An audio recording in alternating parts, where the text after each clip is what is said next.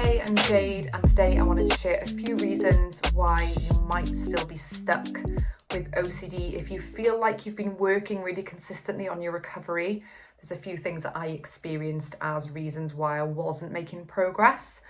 The first one was keeping up with reassurance, so asking people for reassurance, even subtly lying to myself that this is what I was doing.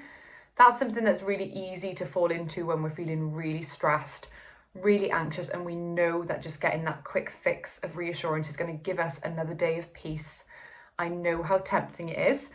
Once you can be really honest with yourself that, like, this is what I'm doing. So something I found useful was, before doing it, I would say to myself, you're about to ask for reassurance. And sometimes, like, we know this is not a good decision. And even that would sort of stop me in my tracks and stop me doing it. And it would just help me to recognize I was making a wrong decision. So I've noticed people in communities, in forums, like, be really clever in how they dress up asking for reassurance and making out that they're not, and oh, this isn't a reassurance question, but. So just understand your triggers. Like, what is it that leads you to want to ask for reassurance, and just be honest with yourself and completely open. Just as a reminder, if we were drug addicts, reassurance would be the drug. Like, we would be topping ourselves up with it all the time. It seems so innocent. It seems, oh, I'm just asking someone to make me feel better. There's a difference between receiving compassion from someone when you're struggling and them keeping you unwell. Like, if you think of it like that, it is keeping you unwell.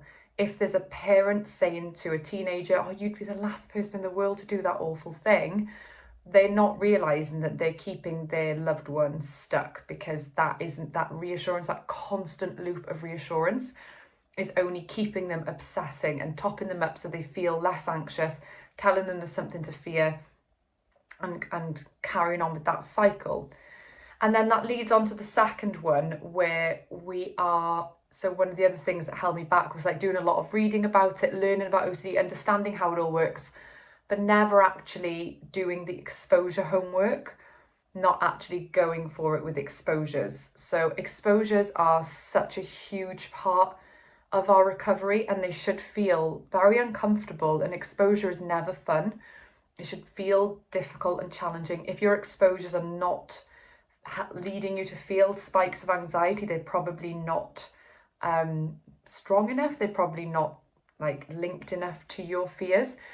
I like to set myself exposures in the past where it's like anything that I would usually say no to in life because I was scared as a result of my OCD and anxiety, then I would say yes to. That's a great way to bring exposures into your life organically, even if you don't have a therapist or a life coach to help you, because you know it's something that would be a good exposure for you because you're desperate to say no. So next time you're invited to a dinner with kids, say you've got POCD or a pool party, and you're desperate to say no, just say yes instead. Or let's say that you've got religious OCD and you need to go to a church ceremony or a blessing and you're really nervous about it, then you go anyway. Whatever it is that's bothering you, or if you need to go, you've got a fear of the dentist, you know you don't want to go, just go anyway. Anything like that, it's so important. And when I was in my recovery process, I found that I didn't realise just how much exposures needed to be done to actually make a difference. I think sometimes people do a few weeks of them, going pretty hard, then they burn out and go, it's not working for me, there's no point. I tell you what, it took a very long time, months of exposures, you know, obviously not day in, day out, all day, every day, because you've got to live as well, but hundreds of exposures for me to get better. So definitely take a look at, are you really going for it with these exposures? They are a large part. You probably will hear this channel talk about the reading list and things like that. Well, actually, exposures are also a huge part of it, because if you're not facing your fears, you can't get over them, and that is huge. The other one is losing your life to the comfort trap. So just putting things off, like I'll do it tomorrow, I'll do it when I feel more strong to do it. I just want to like order a pizza and watch a box set tonight and get on Netflix. I don't want to deal with it right now and just coasting along. I would say I lost 15 years, 10 years, probably 10 years to this. Just, I'll do it another day. I'll figure this out another day. I don't want to, I just want to live. I just want to get on with life. And it's really sad when you think of how long you can lose in life, how much time can be lost, how much fun you could have had when you do this. So the more we're just stuck in our comfort zone, the less we're living. So anything that in life is scaring you that you like wish you could do, if only the fear wasn't there, it's like focus on that stuff. Focus on, and this is my next point actually, imagine who you would be if you weren't so scared. Someone said that in a quote sometime, this idea of like, if fear wasn't there, and OCD is just fear when you think about it, like who would I be if it wasn't for OCD? Like, what would I be doing if I wasn't scared? Where would you go? What would your life look like? Even write a couple of things down as to just imagine that your current fear that you have right now, what would you be doing if it wasn't there? That you think, I'd love to be able to do that, but I can't because of my OCD. Like, that is the stuff that can motivate you to move past this stuff, because there's no reason why you can't do the things you want to in life. It's just that OCD is a struggle right now. The other issue that I wanted to touch on as well is being in the wrong therapy. Unfortunately, this is still a huge issue, and I wish it wasn't. I wish it was more understood. I hope that things like AI are going to help us with this in the future, where you've got this like super intelligent space that understands OCD really well and can kind of doesn't have to rely on us having local CBT professionals who have, either really good knowledge on OCD or not very good knowledge, or there's very few life coaches who really get it, or there's only a few specialists in the US or whatever.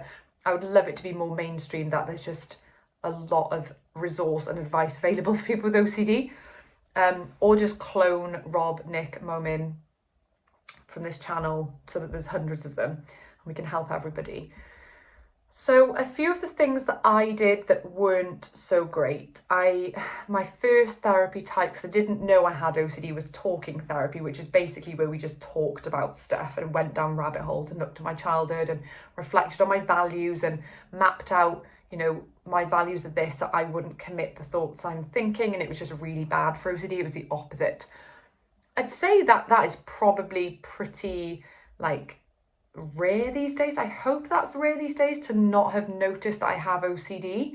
That said, I imagine that very often people are misdiagnosed with other disorders, I don't know what, but if anyone had the same experience as me, my OCD wasn't picked up on. They didn't realise that's what it was. And so when it doesn't present as traditionally recognisable OCD traits, maybe therapists are missing it, but definitely talking therapy wasn't right for OCD. And I think if you research for yourself, which I always suggest that everybody does, don't ever let anyone tell you this is exactly how it is. You need to make sure that you really get to know someone's viewpoint and how they're going to help you with OCD, how it's going to work, sharing life experiences on that, and make sure that it lines up for you. I did have CBT therapy, which took me, I would say 60% to recovery, which was really great, because it was like, you've got OCD, this is how it works, this is how it operates, you need to do exposures, you need to go with uncertainty, all the standard stuff that is really great for OCD. And actually many people who don't have OCD as severe as I did, that can be absolutely it. I've got friends who've had quite bad anxiety, and with some CBT they've absolutely flourished and they're fine now.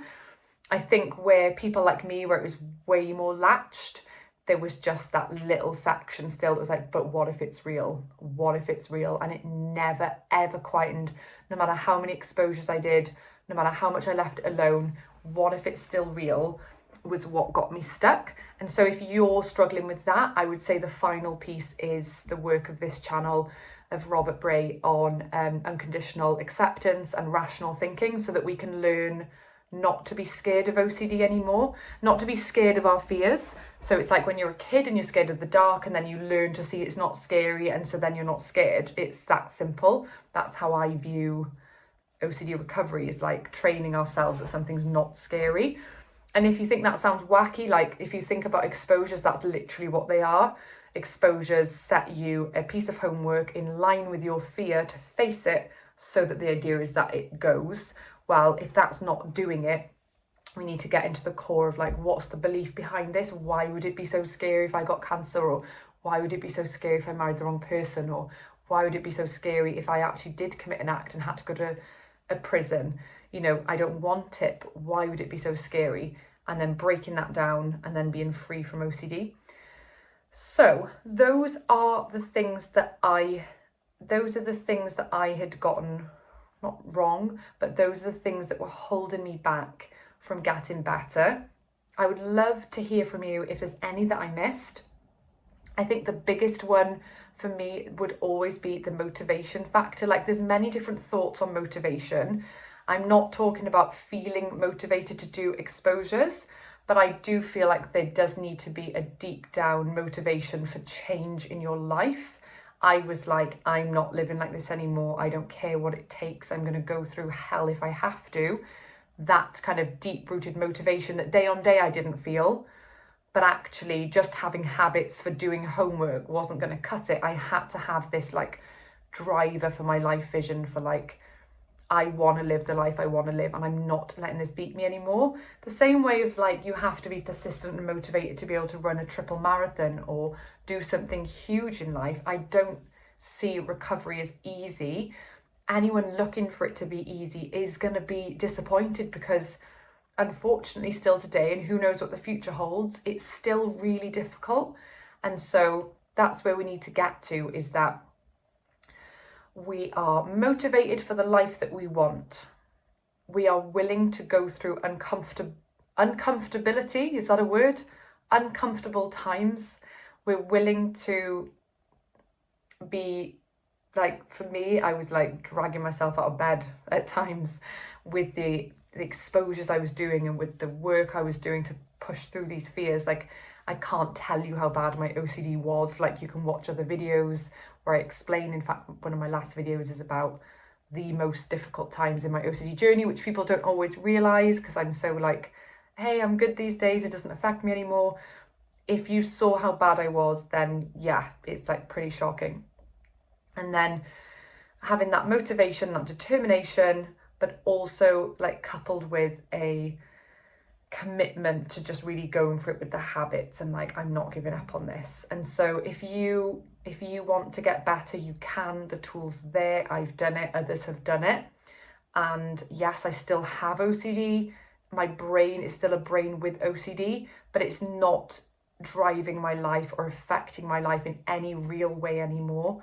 And I don't make decisions based on my OCD anymore. And I think that is the biggest change. When people talk about recovery as like, oh, well, I still have OCD, but like, I accept I have it and I'm at peace with the life I live now. That to me is not recovery, and there's no shame in that. That is being accepting of having a difficult time. I'm not living like that. OCD doesn't affect my life. It crops up from time to time and tries to latch to things. And I'm like, I see what you did there. And the only thing I really get is like fear of fear, like, oh my gosh, what if I go back to the suffering that I had? I'm not actually scared of the content of my past themes anymore. I'm scared of, or I can get scared of at times, what if I go back? Because it's like this memory of how horrible those times were.